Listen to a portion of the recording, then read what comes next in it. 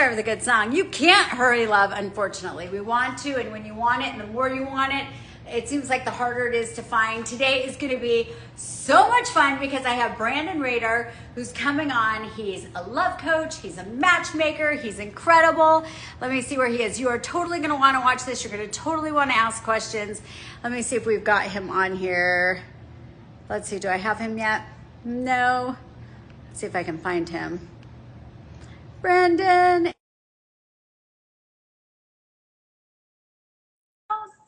This is going to be so fun today. I screwed up our timing. We're live at 2, not 1:30. Let's see where Brandon is. Oh, here he is. Okay. Hello. Could you be any prettier, seriously? Could you? I was like, look at that waistline. I'm sporty spice today. I feel like all... Yeah, I love it. And I love that you're standing. Yeah, you know why? Because I like to move around. Yeah. I like to get close.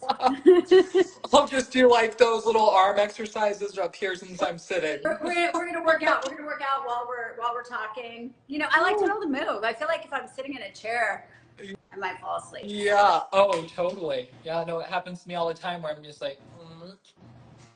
Okay, so I feel like I've been telling everybody about you. So what better way to like get everybody to meet you?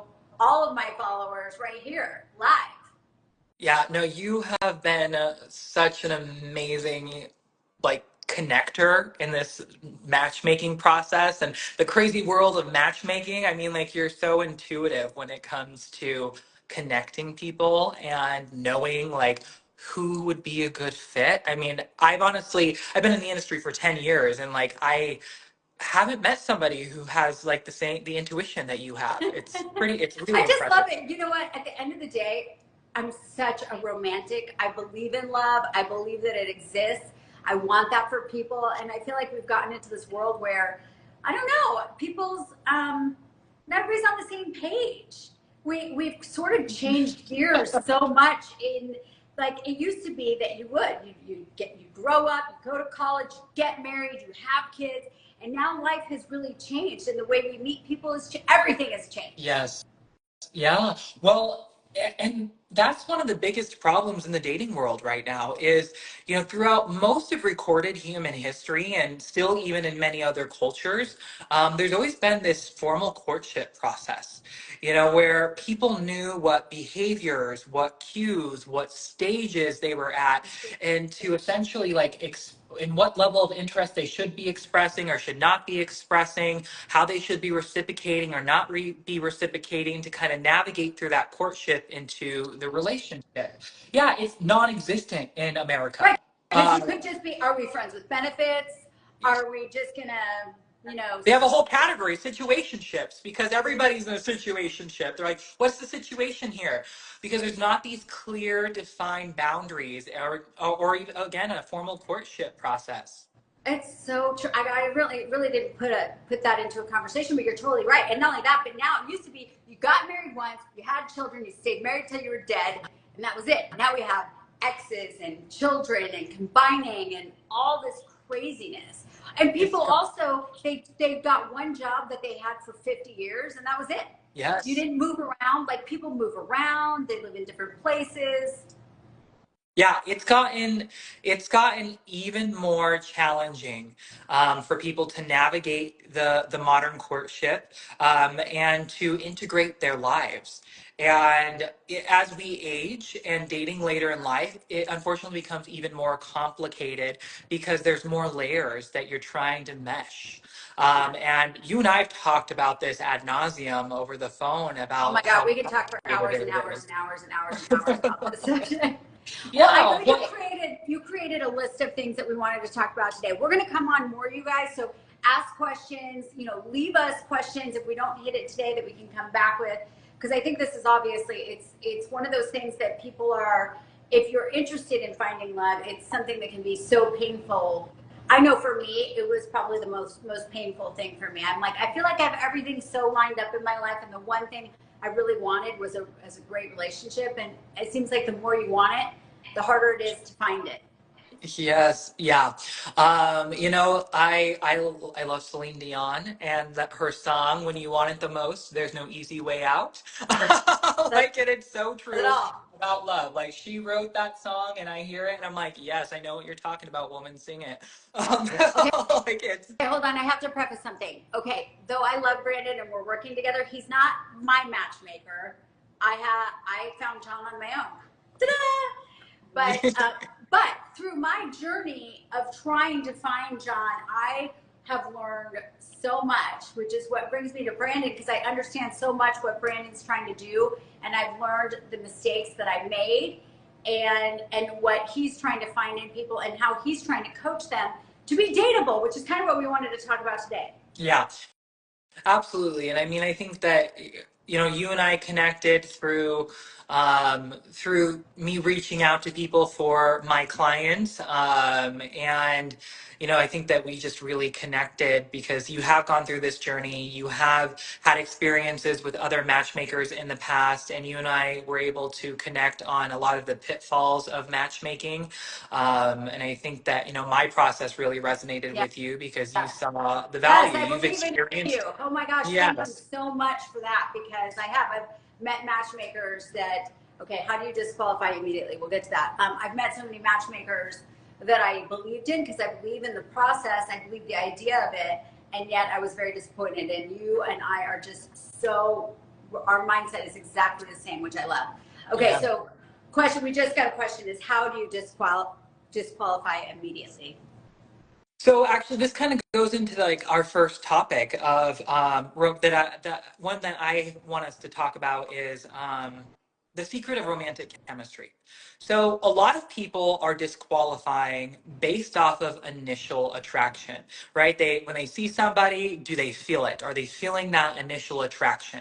Which is only actually one system of romantic chemistry I love from a that. psychological perspective. So from a psychological perspective, I'm going to give a little chemistry 101 lesson here if everybody's okay with it.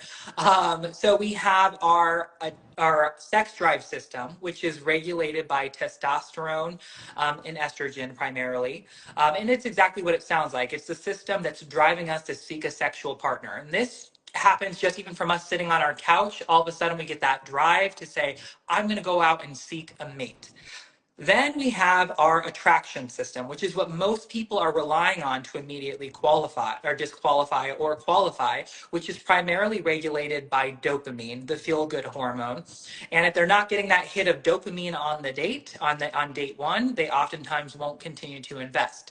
Yes, this is extreme. This is bad. Dopamine leads us to engage in all sorts of unhealthy behaviors: drug addiction, sex addiction, alcohol addiction, shopping addictions, gambling. All the bad behaviors that we engage in is also Which are so fun.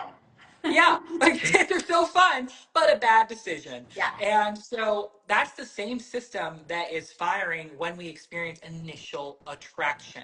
So it's not the best system to try to rely on when deciding should I or should I not continue to And this invest is in. probably one of the hardest things that you have because you are doing all the background behind the scenes work to pull two people together. And you're like, wow, your beliefs are the same, your values are the same, you live in the same area. It's kind of the idea of what you're looking for size wise, whatever. And then they might meet and their initial might be a letdown. Yes. Yes, and the other hormones that are primarily operating this system are adrenaline and endorphins. And so that's actually what gives us that butterfly feeling in our stomach. Like it's like the adrenaline. It's the same thing as like when your adrenaline gets pumping and you can actually feel like there's butterflies in your And that's stomach. not necessarily good either. No, it's not, because our adrenaline system also operates when it's letting us know about danger. And so it's like that system just is not the best one to rely on. The next system is the attachment system, which is primarily regulated by oxytocin and vasopressin and serotonin. And so vasopressin primarily for men, oxytocin primarily for women, and then the serotonin is for everybody. So we'll kind of talk about all three. I'll refer back to these three systems as we kind of move through our list. But to go back to that question, how do you disqualify immediately? Well, I think people need to work on overriding that attraction system. And so what I recommend is having an objective scoring system. It's something I call a love life scoring system. And the purpose of the love life scoring system is to help measure compatibility, not chemistry. And so compatibility is the Because the chemistry alignment. can come. Yes, chemistry actually can grow. Like, because even if that initial attraction system isn't firing, it can gradually, it can fire over time. Anything can trigger that attraction system. The sound of someone's voice, the smell of the person, even I their will tell behaviors, you, when mannerisms. John touches me, like just even a hand hold, like that lights me up Yeah. more than anything. Yeah, and so like that can happen. It can happen over time. Just because you haven't yet, they haven't yet done something, or you haven't experienced something on that first date that triggers that system, doesn't mean that something later on won't trigger that Right. system. But also, more importantly, the attachment system grows over time, and that one actually does require more interaction to be able to fire. So we have to have prolonged experience with somebody for that oxytocin to So start. what you're saying is you want to look at it. So like if you're on a date with somebody who maybe initially isn't the hormones aren't firing, you don't feel that initial, oh my God, I want to jump his bones. But you're like, but he's successful and he's confident and he lives close by and he's in the same spot in life as me. And like all these things are adding up, but maybe, but you don't Give want it to another jump the gun. chance. Give it a chance for chemistry to develop. I have something I call the 3 date grace rule, which is on date one and date two, focus on that compatibility, the alignment of individual goals and relationship goals, kind of what you were just talking about. Do we both value living an active lifestyle? Do we both want to explore the world? Do we both want to get married? Do we both want to have kids? Do we both have the idea of like cohabitation, or do we want to keep our own properties, right? It's like these goals, this vision for what you see your life looking like and your life looking like with somebody. If those things align, you can say, okay, we've got some fundamental compatibility here. Now, let's say that those things don't align. And I recommend my clients go in with 5 items, like on the first date, the things that are most important, like consider these things deal breakers, and give themselves a scoring system. Like say, okay, if 3 out of 5 of these things align, I will move on to the second date. If at least 5 of these things don't align, I will not move on to the second date. Even if that attraction system's firing and I'm like, yes, I'm super attracted to this person, but it's like, ooh, wait, our fundamental compatibility score is pretty darn low, Then so there's it's no point probably not a good long-term of going fit. on. Yeah, it's But what not if going to you, be long for and long-term I'm sure you fit. feel this too, that they do want to jump their bones, but everything doesn't, it's like, cut it off. Yeah, yeah, it's a crash and burn situation, right? They let that dopamine take the wheel and they drive full speed ahead into a crash and burn situation. And you know it's going to happen. And then you wonder why Yes. you're upset that it didn't work out, right? Yes. So it's like that. So focus on compatibility. By date three, that's when I want people to focus on chemistry. So I want them to do an activity based date, something that they both enjoy or something new, because that gets the dopamine system firing in our brains. I want it to be an activity based date where they're moving and they're in their bodies. It could be a concert. They could be playing golf. They could even actually be going to, like, let's say a show or something with each other, and they're just sitting side by side and seeing how their body chemistry reacts to each other, sitting side by side. I don't want them going on these dates where there's a giant barrier between them, a table where they're sitting, not moving, limited physical interaction, limited opportunity to read body language, and then they're trying to assess chemistry, which is happening in our bodies. It's not That's a really ideal good point. circumstances. So by the third date, if you make it to the third date, that means, okay, we have some fundamental compatibility here. Now I can feel confident trying to build that chemistry with this person. I can feel comfortable and say, all right, let's try to see if we can get this chemistry going if it hasn't already started, giving it under ideal circumstances. Yeah. Do you think that's your biggest hurdle with people matchmaking is their perception of what they think that they want? 100%. And what's unfortunate about it is that they come to me, a lot of people will come to me with the same criteria that they've been using their entire lives, That hasn't which worked. obviously hasn't worked. And I'm like, okay, I'm like, so you're telling me you want X, Y, or Z. I'm like, but has this worked for you? You've just told me about a string of failed relationships and failed dating endeavors, yet you're wanting me to use the same criteria. We're going to probably get the same results. And if Well, I'm yeah, like, what's that's the difference? definition of insanity, Yes. right? Doing the same thing over and over again and expecting a different result. Yeah, I mean, my favorite clients are the ones that come to me and say, "Okay, Brandon, let's talk about my core criteria. Like, is this right for me?" And the best way to kind of assess, like, is my criteria right, is to kind of work forward back. Like, so think about your ideal relationship dynamic. Like, if you, for example, see yourself in a relationship where you're like, "I want us to be supportive of one another's goals. I want us, like, I want an equal partnership." Maybe this is kind of your ideal relationship dynamic. Then you should be thinking, what personality traits, what lifestyle characteristics would contribute to that type of relationship dynamic? Because then you're thinking, you're finding the pieces that you know will help you create that vision that you have for your ideal relationship dynamic. Yeah, that makes perfect sense. Let's talk about some of the people that come to you that aren't really ready to date. Maybe talk about what people need to do to be ready to fully date, because so many people go into the dating world, you know, the minute you file divorce, you're on these apps dating and they're not ready to date. They are not dateable. And do you advise people to maybe wait to date somebody who is going through a divorce? Yeah, when people are still experiencing like the pangs of divorce, I definitely recommend to hold off. Like if they're still experiencing the strong negative emotions, it is best to hold off. However, I will say that sometimes there can be value in putting yourself back out there to see how to learn, right? To learn about yourself again as a single, to maybe even help you move on. Because some people are able to move on from emotions on their own. Some people, mostly extroverts When you can't get actually. over it, you get under Yeah, it. yeah, exactly. Yeah, exactly. Well, and what's interesting about this is like people who are introverted are like they're more internal. Like so they process things internally. And so that includes problems and emotions. They're the types of people who are like, I need to work through this myself on my own before I present it and move it to the world and before I kind of move on. Extroverts like to process things externally with other people. Like they're your friends who are like, as soon as it happens, they want to call somebody and they want to talk through it and say, "Oh my God, this is what happened." Yeah, and they're processing it as it's happening with somebody else. Yeah, but then is that fair to that somebody else if they're because they're still truly not ready? So it's like they're practicing on somebody else at their expense, right? Not through, so through what I would say, as long as they are being Open. open about where they're at. Like if they're on the online dating apps, then they should state like, recently divorced, rediscovering myself, looking to connect with some amazing people. Like they're being transparent there, but in a way where it's not laying out all their baggage. Like Yeah, it's just don't like, hey, do that, right? don't do that. No, but like I think it's nice. It's short and sweet, right? Recently divorced, rediscovering myself, open to meeting new people and new Okay, experiences. that's fair enough.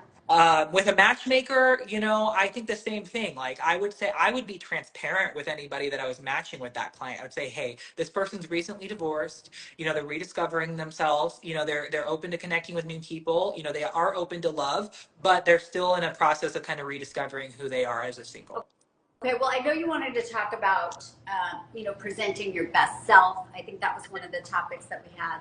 Yeah, well, and I think that I want to answer this question. What are my thoughts on online dating?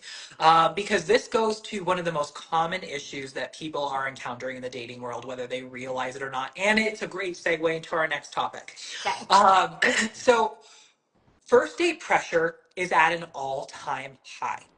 And the reason being is because of online dating. So prior to online dating, most people met through their social circles. They met through friends, family, work, school, church, etc. And therefore, there would usually be a certain level of interaction that occurred before the first date, right? And so before the first date would happen, they usually interacted with the person, they gathered information to assess whether or not this person might be compatible for them, and usually it also gave some grace for chemistry to develop. And so by the time that they actually went on the first date, they already had the information they needed. It was simply a declaration like, I know you, but now I want to get to know you better romantically. Yeah. But now, because of digital dating, most people are meeting for the first time on the first date.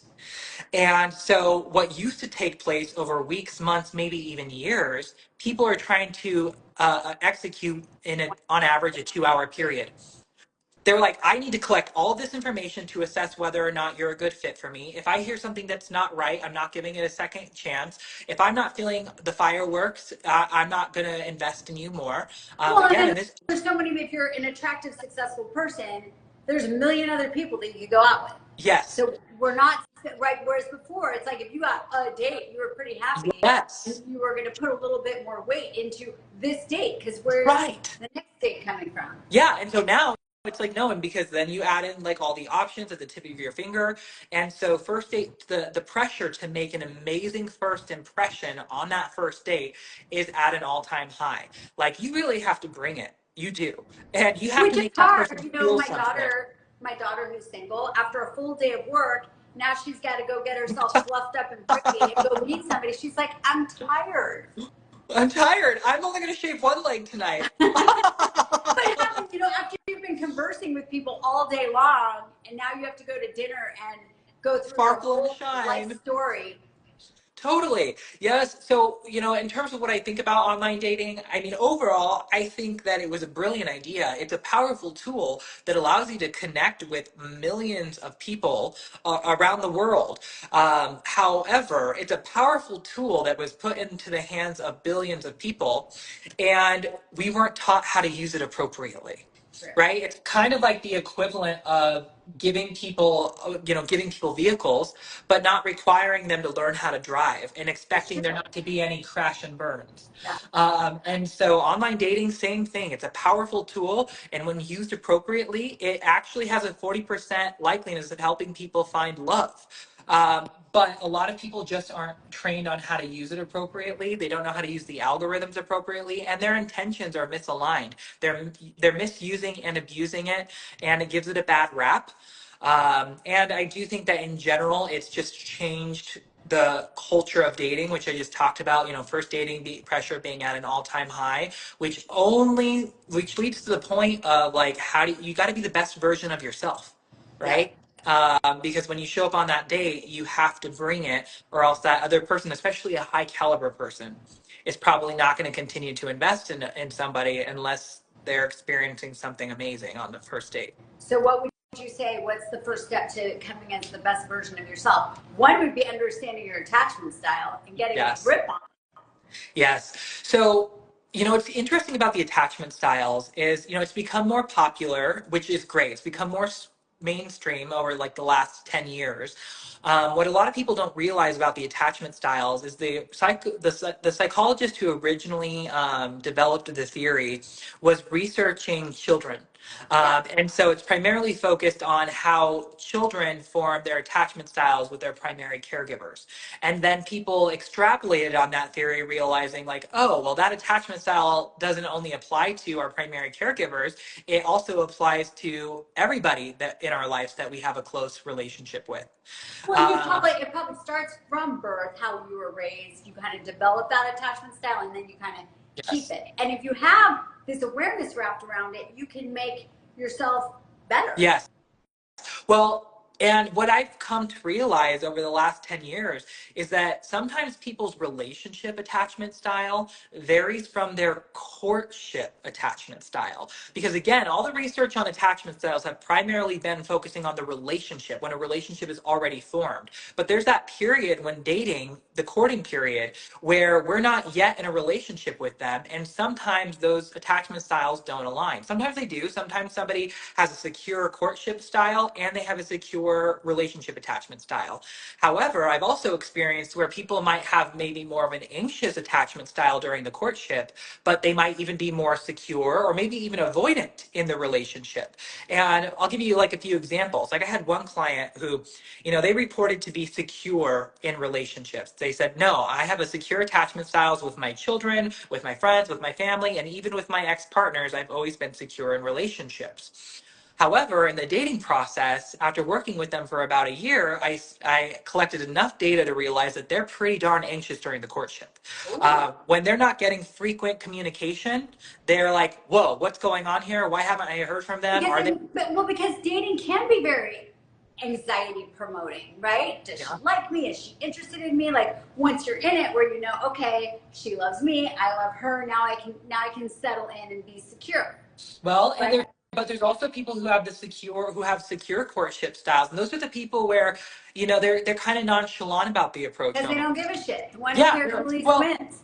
part of it is that they're like, you know what, like they feel confident enough and secure enough. Like, I like them. They said they like me, so it's like, I don't need to text them all the time. They told me they like me. I trust that. I trust that they're being honest, that they're interested, and But they again, assume. I think it goes back to that person that wants it so bad, whether you're a secure person or not. If you're Yeah. a secure person who really, really likes this person and wants it to work, yeah, you're not going to have that. Well, I trust It can the process. definitely put you in more of an anxious style. Yes. You want So to lock it down.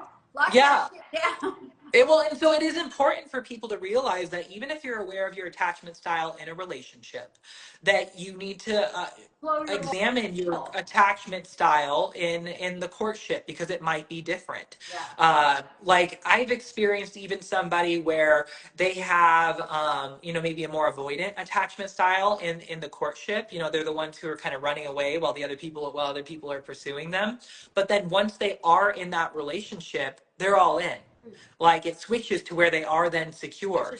So it's like, you have to understand what your courtship attachment style is when you're single and you're dating, because if you have one of the more negative attachment styles, whether that's avoidant or fearful, it's going to be preventing you or anxious. So any of those three, it's going to be interfering with your courtship and preventing you from getting into the relationship. Yeah, because for those of you out there that are really trying to get in this relationship, and for some reason, whatever it is, you just never get to the relationship. You're like, it was going so good, and then, I hear And then who just screw it up, like the anxious attachment, which I was a total anxious attachment.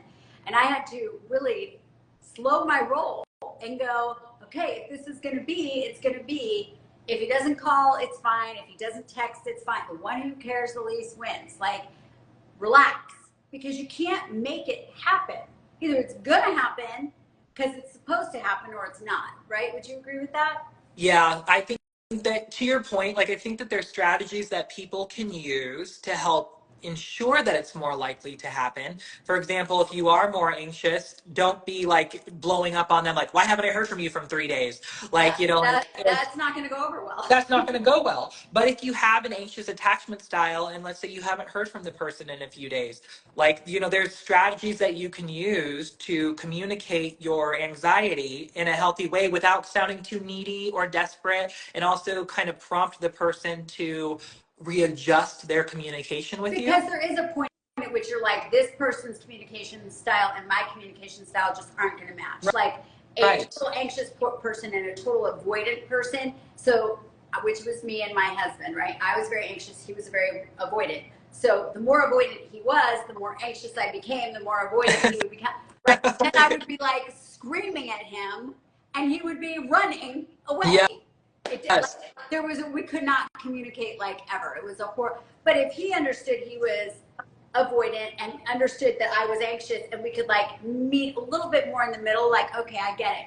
The more anxious you feel, the more avoidant I become. So let me just respond. Because if he literally had responded to me instead of avoiding my phone calls all day, I would stop calling. Right. Well, and that's kind of the key, is like, so, okay, if you communicate with the person, like, your needs, and they don't respect that, they're not the right person for you. So it's also a test, right? That's the point at which you don't try to force it anymore. By the way, all of you should read the book Attached. And after I read the book Attached, I was like, holy shit, I'm not crazy. I just have an anxious attachment. So I bought the book for my husband. I said, please read this book. This book is the key to who I am. It explains when you read this, you will understand me, and we will never fight again, because you'll get it. And he goes, I'm not the problem, you are. God. So I said, all right, let's get divorced. That was it. Yeah, that's the point when you're like, all right, if you're not willing to be reflective, meet me halfway, adios.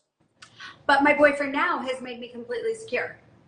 Yeah, your attachment style isn't fixed. It is something that when you are in a healthy relationship, and it can evolve, it can change, it can become better. You can move to that more secure place. So it's also important for people to, going back to your point about like after divorce, like to reassess yourself, like where am I at right now? Because you may have been have had a secure attachment style most of your life, but then after a bad relationship, that could have pushed you into a fearful, avoidant, or even anxious attachment style, and you might need to recalibrate before you enter into a new Go back relationship. out dating. Yeah, Yeah. the awareness of your own attachment style and the awareness of somebody else's attachment style is so important, Yes. because you might need to alter the way you respond to things. Like you said, you can get a little bit more creative in the Yes. communication style. Exactly, right. And I mean, that's one of the first things that people can do to kind of prepare themselves for the courtship and for a relationship. Now, another thing that, this is more superficial, but physical appearance. Like if physical appearance is important to you, I have something I call an attraction audit. And so the attraction audit is where you go through and you list out all the things that you're attracted to in a person. And then you go through and you list how many of these items do I myself possess. And if there's a strong disparity there, then you need to focus on your attraction list, because otherwise this person's most of the time like seeks like. And Sure. so if you don't possess a lot of the qualities that you're looking for in a partner, then that type of person's probably not going to be attracted to you. We have a question. How about learning each other's love languages? Yeah, love languages is extremely important as well. I think that love languages becomes more important when you actually enter into the relationship itself. There are moments throughout the courtship where, of course, you can demonstrate demonstrate a person's love language, so that they feel loved. But there's also another concept that people are less familiar with, and it's the five flirting styles. And so this was researched by a psychological researcher as well. And what he had found was that, similar to the five love languages, that people have a primary flirting style, and it can rank differently throughout the five. And based off of how flirting, it kind of comes before the love languages, right? So flirting is what happens mostly during the courtship and captures someone's attention. So I'd say sometimes more important than the love languages during the courtship is to know the person's flirting style. There's like, you can be like, sometimes you're a physical flirt. Some people are polite flirts. Some people are sincere flirts. Some people are traditional flirts. And so I recommend looking up the five love language or the five flirting styles and familiarizing yourself with the five flirting styles if you're in the courtship. And then also, yes, learning the other person's love language and using that while you can as well during the courtship, but that does become more important in the relationship. It's vital Yeah, when you're in the but relationship. very important in the relationship.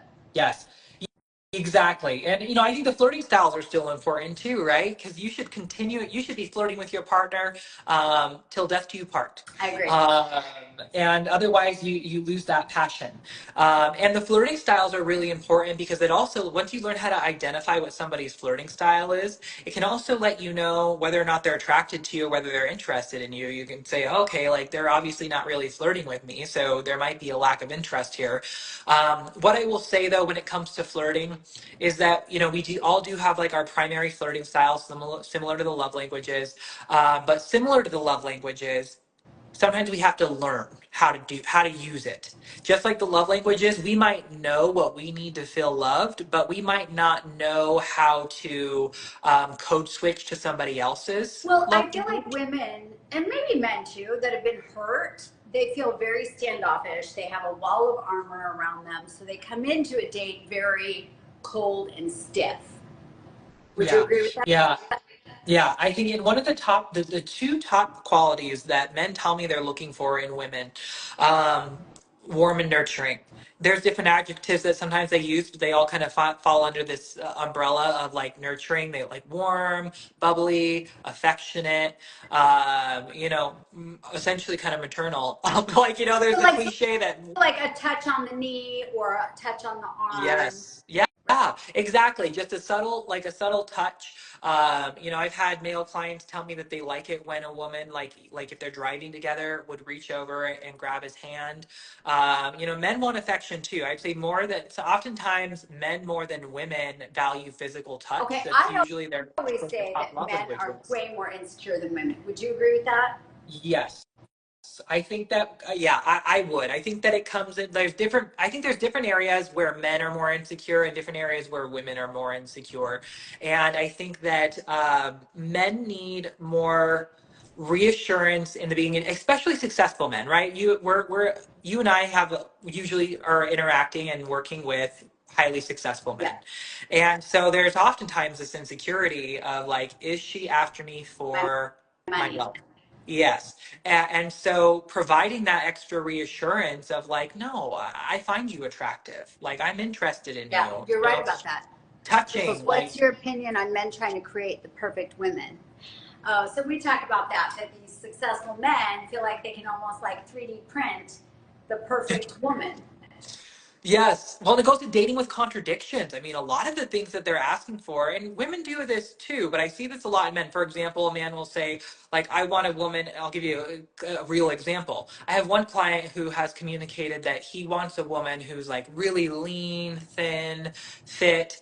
But then he went on a date, and this woman was eating salad and fish, and they were at a really nice steakhouse. So And then he he was was like, annoyed that she wasn't eating with him. He yes. wasn't eating with her, Yes, right? he's like, aren't you gonna have another glass of wine? Why didn't you order a nice steak? What about the Okay, pizza listen, really I good? go through this all the time with my boyfriend because he's like, I mean, we're going to a really nice, event, so you're not going to be counting your calories, right? Like you're gonna, and I'm like, okay, like I'm trying to find the happy balance here, but I look the way I look Because of what you because do. I don't indulge, right? Like Yeah. it's Yep, no, crazy. it's these dating with contradictions that happen. Like, and then I also hear like, one of the contradictions I hear between both men and women is that they want someone who is like successful and has like have a full life.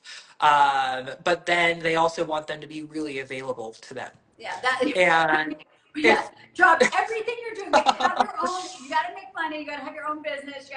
But yet you drop everything you're doing so you could go on a trip with me, right? yes, right. It's like these date, and when people are dating with contradictions, they're setting themselves up for failure. Yeah. And so that's one of the things I work a lot on with my clients is understanding like what are your contradictory dating criteria? Because this is what's preventing you from getting into a relationship and ruling out potentially great people.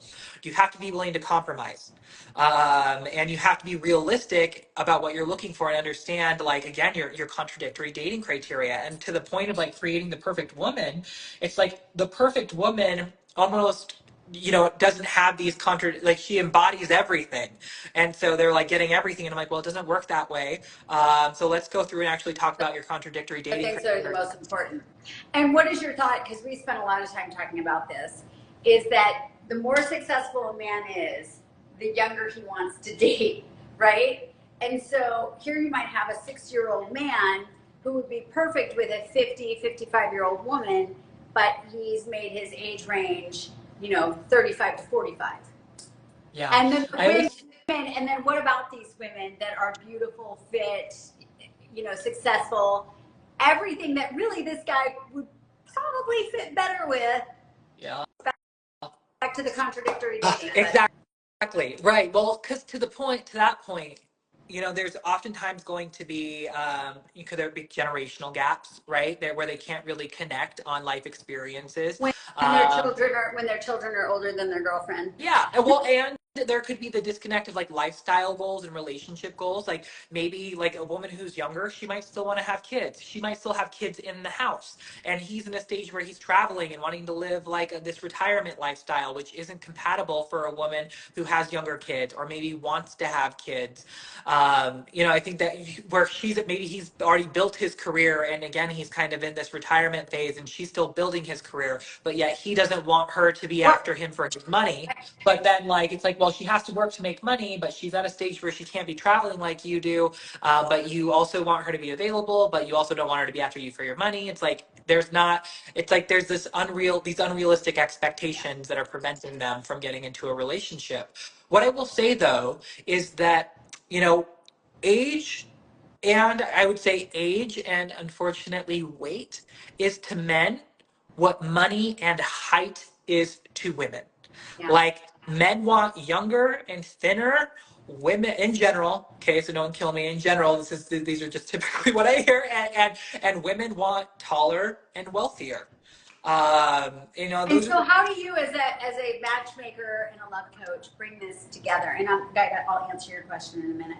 You know, how do you overcome that? I mean, I know, and we talk a lot, so I think sometimes you do and sometimes you don't. Sometimes I do, sometimes I don't. You know, it really depends on the client and how open they are and whether or not they want a real relationship. Some people are going to spend their entire lives looking for perfection and they're never going to get it and they're going to end up alone. Right. And So, there's just nothing. oh, sorry, go ahead. I was saying, at that point, there's nothing that I can do. It's the people who are open to saying, okay, Brandon, what I've been looking for hasn't been working for me. What can I change? How do I get into this relationship? And I always boil it back down to what is your ideal relationship dynamic? Let's remove those specificities of like weight, height, maybe even a specific socioeconomic status. Like, I think that again, there should be some fun, like, we need to not throw out all of our criteria. There has to be some standards there. But have a But little bit of flexibility in it. Well, this is what yes. Guida kind of wanted me to touch on, I guess, is that, you know, when I met John, you know, he's not the guy that I would have picked out of a book. Obviously, we had chemistry. There was something there. It was less about chemistry the first night I met him than it was about we were in the same place. Like our kids were the same age. We like to do the same things, sort of. We'll get into that. But he loves New York and he lives in Arizona. My favorite place is New York. So there were things like that were very much in alignment. His feeling about family, very much in alignment. However, if you would ask what he was looking for, he would say, I wanted an adventurous outdoor party girl. He got, and on my profile, it says, I'm an indoor girl. I am an indoor girl. He got an indoor Girl Scout. He wanted an adventurous outdoor party girl, and he got an indoor Girl Scout. And somehow we were able to make it work because I think sometimes what we think we want and what we really want are two different things. And how do you coach to that? I really was like, I had gotten to a point, and I think John had gotten to the point where he was like, okay, I had the superficial relationships. I had the 30-year-old girlfriend that was fun, but there was nothing there. It was never going to be, she wanted to have kids, right? Like it just wasn't a real thing. It was fun while it lasted, but it wasn't going to be, it was a good in the meantime. And I was done having failed relationships, going out with people that, you know, looked good, felt the chemistry, the butterflies, and yet they were absolute disasters. So this one was like, okay, let's go into this more methodically. Let's kind of see where it goes, kind of how you explained it better, like the 3 dates, see how it progresses, and it's really turned into something amazing. Yeah. Well, I think the thinking through things logically, like the criteria logically, and that's oftentimes what I work when I'm coaching with clients. I'm like, let's really dig into this. So, for example, I have one client who has expressed that they want somebody who is close with their children because they are very close with their children. That's important. I would say almost more on like the extreme side where like they're in business with their kids. You know, their kids live near them, like they talk to them every day. They're extremely close with them. I introduced this client to somebody who had two kids. They were close with one of the kids, not close with the other. They weren't estranged, but they just weren't as close. This was like a red flag to the client because like, no, the fact that they're like not close with one of their kids like is like a red flag to me. And what I pointed out is like, well, one, I was like, hey, they're close with one of their kids. I was like, you have no idea what that other child is like. I was like, you don't even know whether or not it's the parent's fault. Maybe that parent reaches out to that kid every day trying to build a relationship with them. And that autonomous child who is an adult just doesn't want a relationship with them for whatever reason.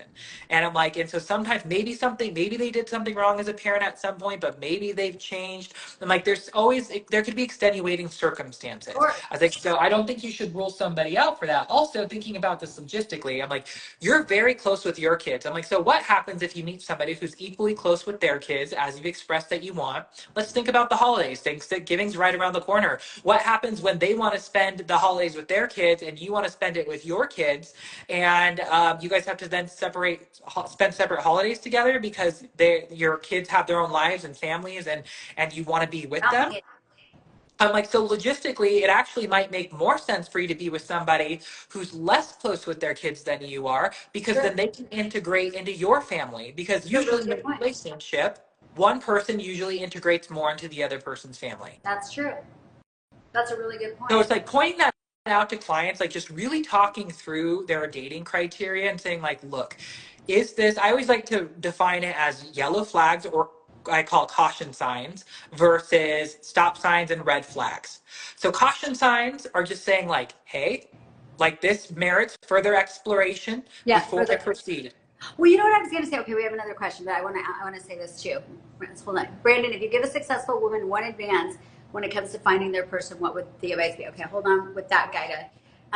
So I was going to say, it's like when you go buy a car, there's more that comes into buying a car than going, that Ferrari, that's it, that's sexy, it speaks to me, I'm buying it, right? Like you're like, oh my God, I love that Ferrari, it's gorgeous, it's sexy, and it's $300,000.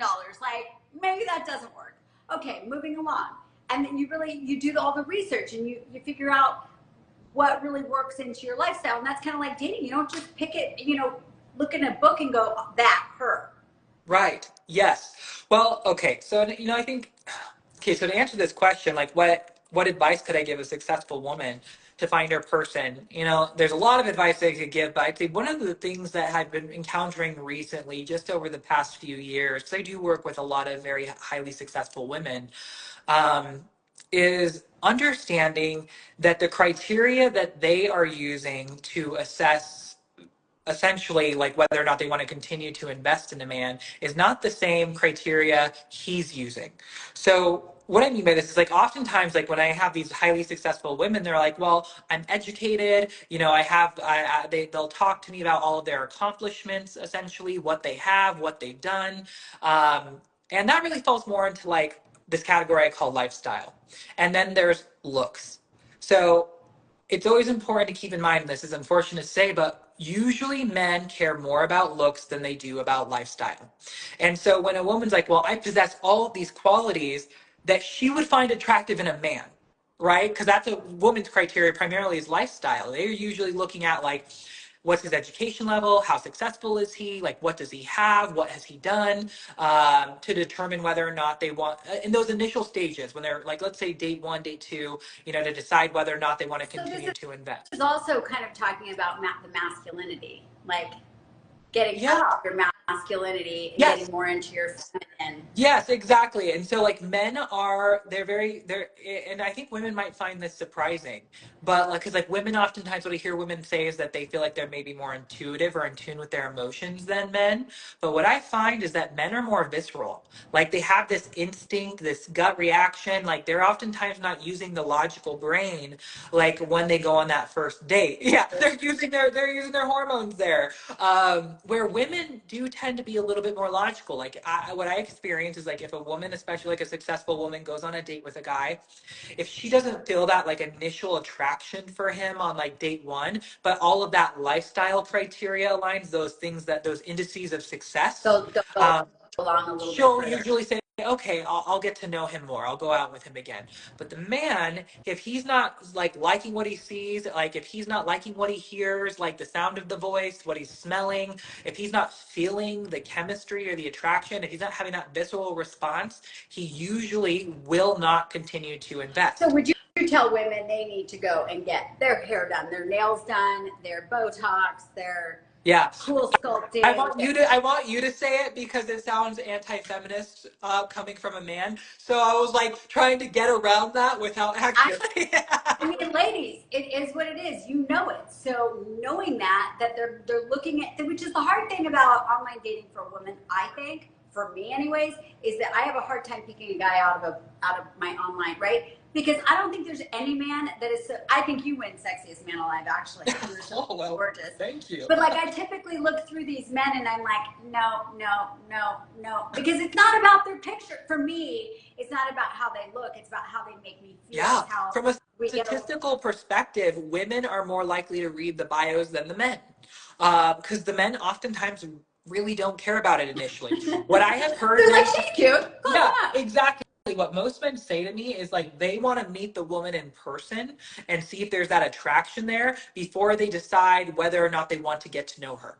Where women are like, and this occurs on online dating apps all the time, and I hear this from, both men and women, where women will oftentimes want to engage in more of a dialogue online.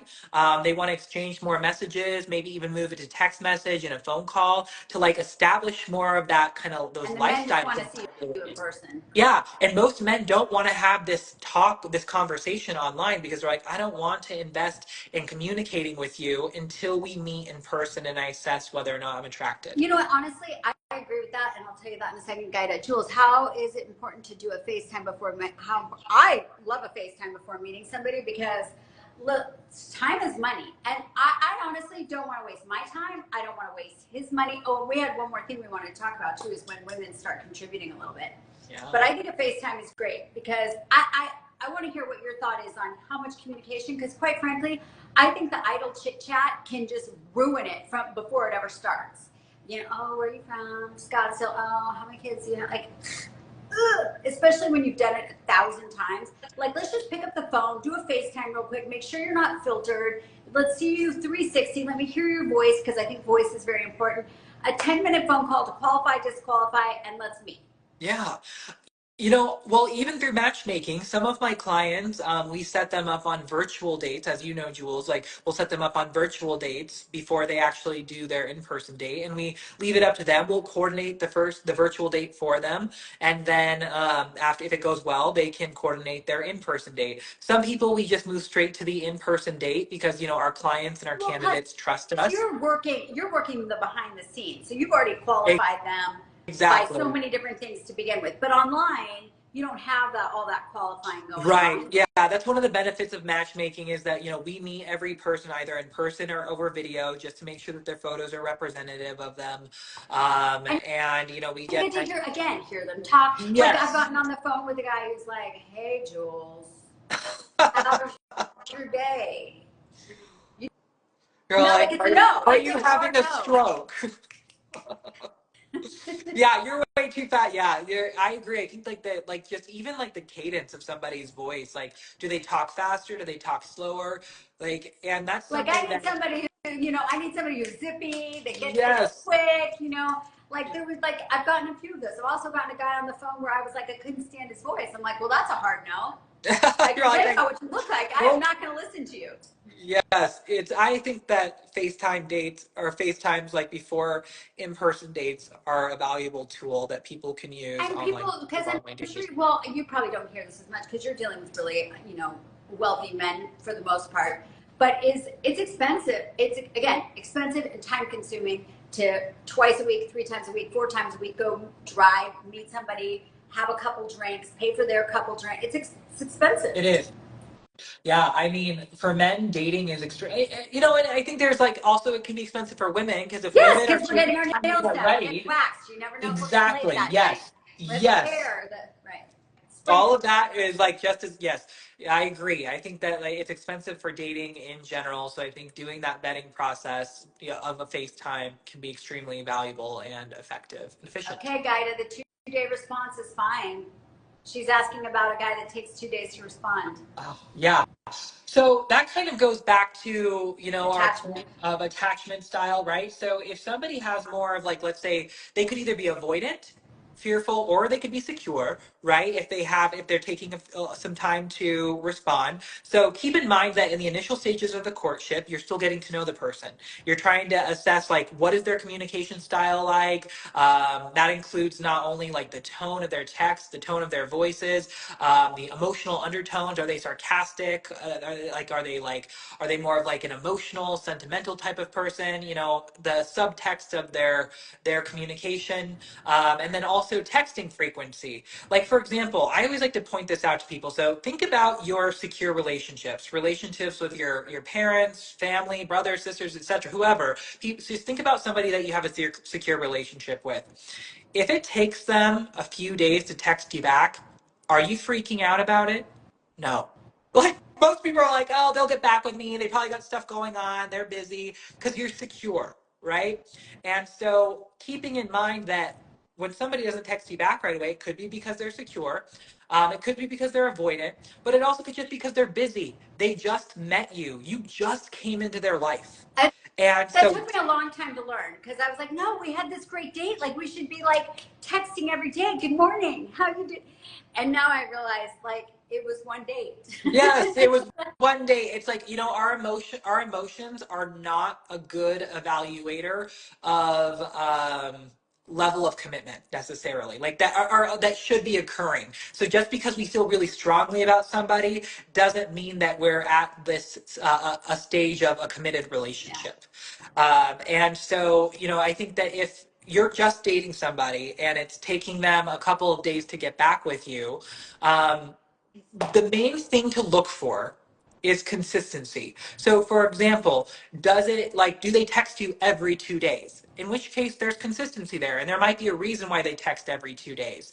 Are they at least just texting you consistently throughout the week? It might not even be on a regular schedule, but yeah, no, like they get, sometimes they text me back within an hour, sometimes they text me back a day later, sometimes it's day later, but they always consistently get back to me. They never just don't respond or reach out. In which case, there is a level of consistency, and there might be again extenuating circumstances that are that's leading to their texting pattern or their texting tempo, as I like to call it. But the most important part is just to remember that you're not a priority in their life yet, and they shouldn't be top Here's the priority in yours. question. When do you start demanding, all right, look, we've been doing this for like a month, this every 2 day, whatever. Like when there has to be a point at which you're like, come on, buddy, like I need a little more than that. Yes. Yeah. I think that when two people, as well, again, like the first thing is like measuring, is there consistency here? Like if there's not consistency, like if you're like, okay, like they don't respond to my text messages regularly, they don't reach out to me at all during the week. They haven't put another date on the schedule. Like there's no consistency there. There's nothing happening there, right? In which case, like that's the point when you say if you would like, you could bring up like, hey, I don't know if you're interested or not, but I just haven't heard from you, and we don't really have another date on the schedule. Like if you're not interested, it's fine, but if you are, I would love to like see each other more regularly. Communicate your wants and your needs. I think it's You have nothing to lose, right? You're right. losing yourself if you're sitting at home waiting for his text messages. Then it's like fuck it, just say what you want Yeah. and need. Exactly. Say what you want. Don't come at it from a place of anger. Just approach it in a way of saying like, hey, I just want to like kind of like do a temp check here, see where you're at, and then communicate your boundaries and what you need when you're dating somebody in the initial stages. And they can either honor that or they don't. If they don't, then they're out. They're not the right person for you. It says, how do you as a powerful woman channel your femininity? Not you personally. That's all you, Jules. The question was for you. So Gaia wants to know how you would tell a woman to channel her femininity. Okay, so again, you gotta act a little bit blonde. The top two traits that I hear men express that they want in a woman is warm and nurturing. And usually that ties into physical touch. It usually taps into being more demure. I think that, like, for example, I gave this advice to a client who she really wants to date alpha men, but like she's highly successful. And when she was going on dates, what she was doing was like comparing competing, comparing, and trying to match, and thinking that would like stimulate them, and like again, kind of going to that idea of like, well, I know that this kind of turns me on, so it's probably this will turn them on too. And again, men are looking for something different than women, and so usually, and so what I told her to do was, I'm like, you can demonstrate your intellect, but in a feminine way. And you can share your accomplishments, but in a feminine way. And here's an example. Let's say that a man, he's highly successful. And let's say he was talking about his business on work. Let's say it's real estate. Could say, wow, you are clearly a really successful real estate investor. I find it really attractive when a man has good business acumen, right? Throwing a little bit of flirtiness in there. So I noticed that you talked about how you should, during when the market is in this state, that you should be selling. And from my experience, X, Y, or Z has also been the case. But can you tell me, like, what would you do in this scenario? So you show your knowledge, but give him the power to demonstrate his Bingo. superiority in the field. Bingo. Yes. So it's like you're letting him know that you're on his level, that you understand what he's saying. And But that's you're like asking his. yes, exactly. But can you please tell me more because you're so great at this? Like that's honestly what men want. And I call it. The goal is to get a man to verbally joust for you. And so verbal jousting is like the equivalent of like jousting in the medieval days. Like what the knights would do is they would get on their horses, they would joust to compete for the woman's favor, and all they wanted from the woman was that little flower ring to put on their joisting stick. Talk about a sexual innuendo. That's all they really wanted. That's all they wanted from her was her little flowery ring. And so in modern day, verbal jousting similar. Like it's like let him joust for you, let him talk about his accomplishments, but like give him like your favorite. But then you can interject with your knowledge.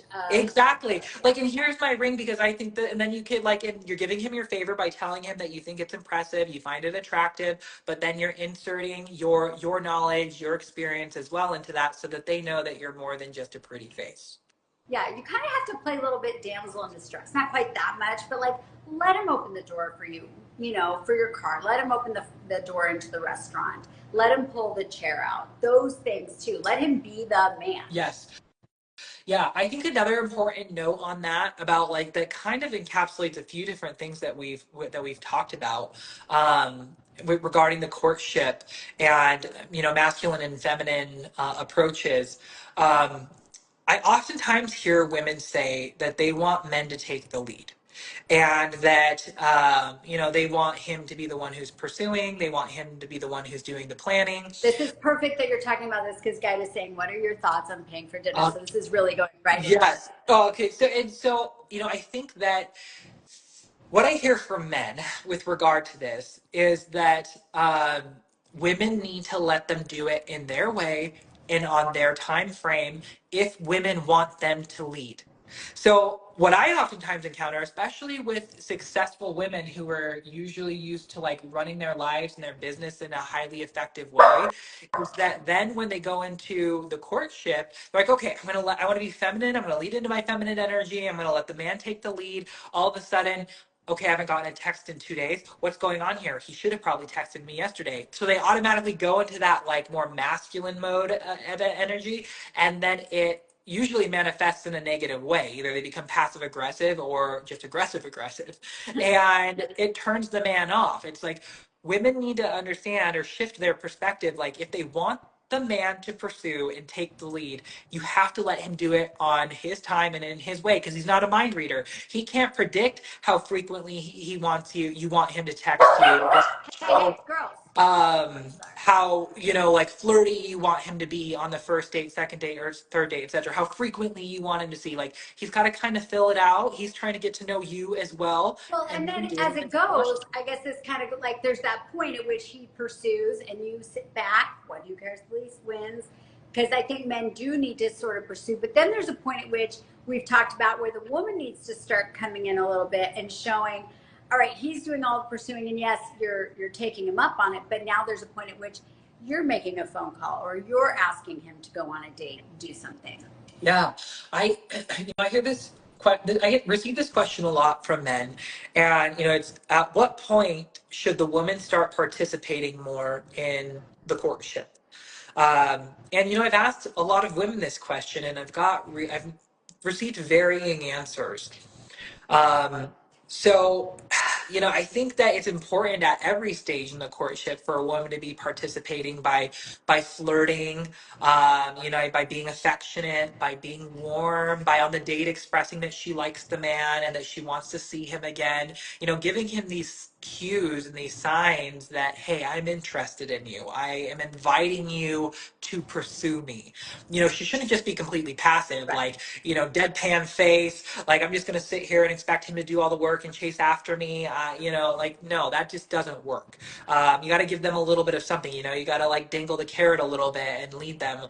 But at some point, the woman needs to start participating more and if they want to get into that relationship development zone. Yeah. And so when would you say, we kind of discussed when that is. I say, did I lose you? No. Okay, there. Yeah, I'm here. It looked like you fell asleep on me. In our conversation, I think that the woman should start doing more and maybe paying for a date after you've had sex and he continues to call you back.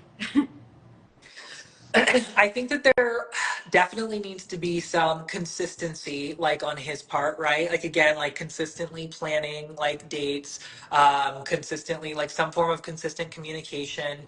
They need to honor there needs to be consistency with their words, like and with their actions aligning with their words. And something as simple as like, hey, I'll call you tonight at 8. Do they call you tonight at 8? Like there's got to be this consistency. Consistency comes before commitment.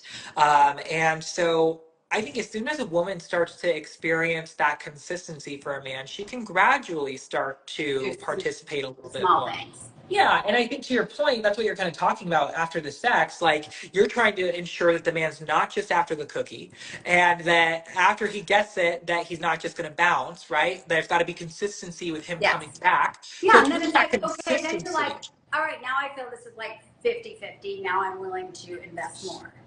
Yeah, I think that as long as a woman is giving the man a little bit of something throughout the courtship, in those initial stages before sex happens, then after she experiences like a level of consistency that she's comfortable with, then she should start to, and she needs to be looking for it. She needs to be, and I think it's different between every woman, right? Or for every woman. Every woman needs to assess, all right, I know I should be looking for consistency during the courtship. What are my measures for consistency? Is my consistency the frequency of texts? Is my consistency having regular dates? Is my consistency his actions aligning with his words? Is it all the above? Yeah. And also knowing that at every point, if something doesn't quite align with your measures that you're using, communicate that to them in a way that's not judgmental or overly critical, just like talking about your preferences and seeing if they then readjust, because again, they're not mind readers. And if they do readjust, and again, they kind of start to go, that shows consistency, then it's okay to start participating more in the courtship. So Guida's wondering what, actions speaking louder than words. And I think you really just kind of reiterated all those things. If you say you're going to call it 8, call it 8. That there's consistency on dating, that, the things that you're needing are showing up for you. That's kind of Yes. the actions, right? Like it's not enough to say, oh yeah, I really like you. We'll go on another date. And then you don't hear from him for 2 weeks. Like those aren't good actions. Right. Exactly. Like it's something as simple as them honoring a call. Them saying like we should go out again. Well, here, like then following up and say like let's get the date on the calendar. Not rescheduling a lot. Just again, their actions are Showing consistent. you're a priority to the extent that they are saying that you are. Exactly. Right? Now, the question about dinner, like, I think that that's a good question. I just had this conversation with a male client earlier today. And what I was telling him was that, I think that this is like a crucial point in the date that has become muddy. Because it could be a very clear sign at this point whether or not both or one of the parties is or is not interested in seeing the other person again. So like let's say, a guy and a woman go on a date, the man offers to pay because he wants to see the woman again. A woman says, no, I got my half of the dinner. Yeah.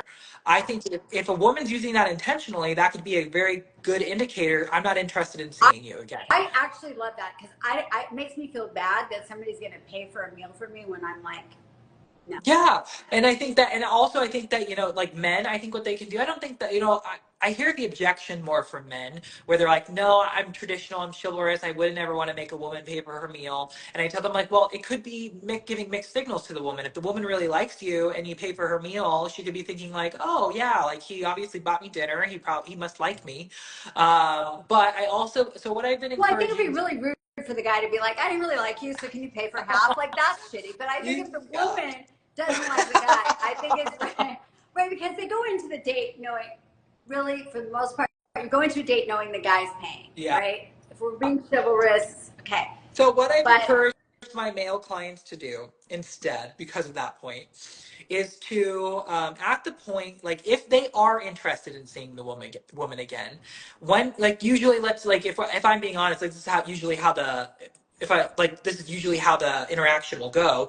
Bill will come, the woman will kind of act like she's pulling out her wallet, and then the guy will be like, "Oh no, don't worry about it, I got it. Oh, are you sure? Okay." And then usually the guy will then get it, right? And I'm like, at that point, if you want to see the woman say, no, I got this because I had a really nice time and I would love to see you again. oh, That way you're communicating to the woman, like, one, you had a good time, you want to see her again, but you're also clarifying that I'm getting this because I want to see you again. And then at that point, the woman can say, no, you know what? Let me get my half.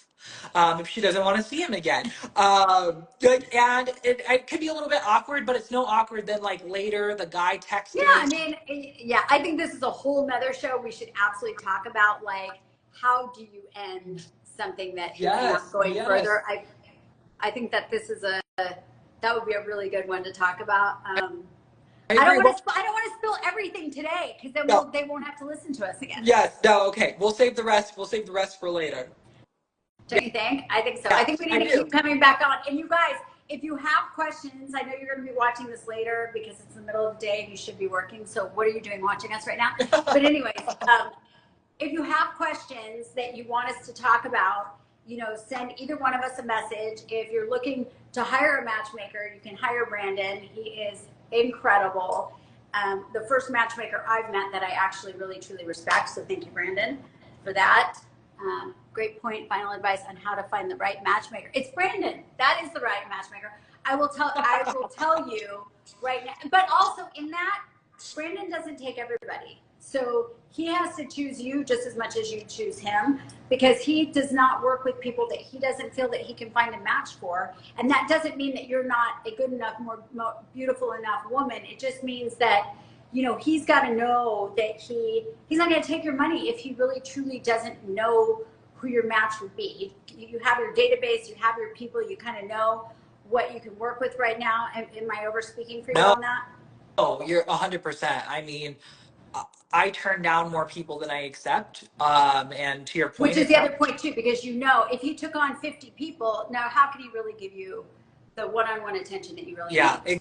exactly. We try to keep it work with a limited number of people at a given time to ensure client satisfaction. And I love the way you phrase that. Like I got to pick them as much as as they want to pick, as much as they want to pick me. And I always tell anyone, I say, you have to want to work with me. I never try to sell. Like I just provide people with like what my services are. I talk through them with what I think we could do and what I think we could achieve. And I'm like, if this sounds good to you, like, then let's do this. I don't ever want to work with somebody who doesn't want to work with me, and I don't want to oversell myself. That's right. Um, That's how I and feel too with Lifestyle Jewels. Everything that I do, people are like, so do you? I have not. Every single person that I have promoted and worked with has been completely authentic. I don't call anybody. I don't push it.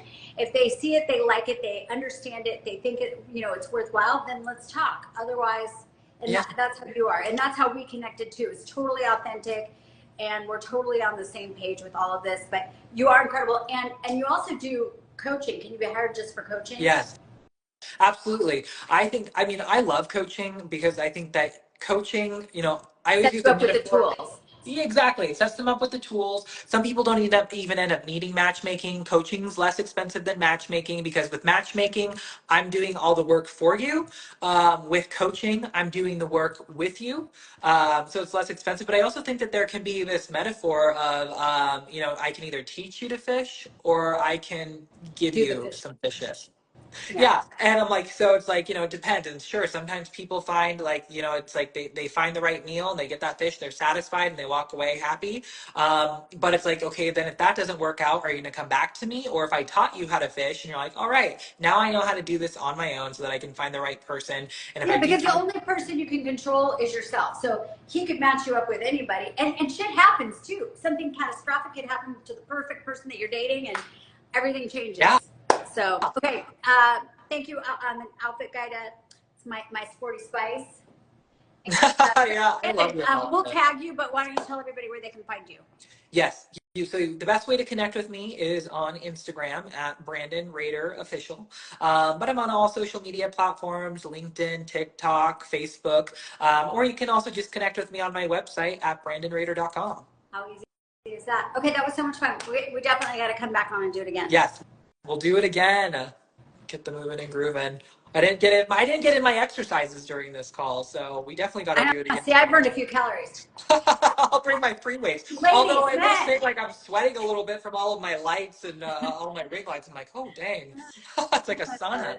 I love it. Okay, that was so much fun. All And right, the first time I've seen you in video. I know, that's kind of crazy, huh? I feel like, I see you on social media all the time, so I'm like, oh, I see your face all the time. It's true. Yeah. Shiny, happy people. All right. See you later. That was so fun. Okay, bye.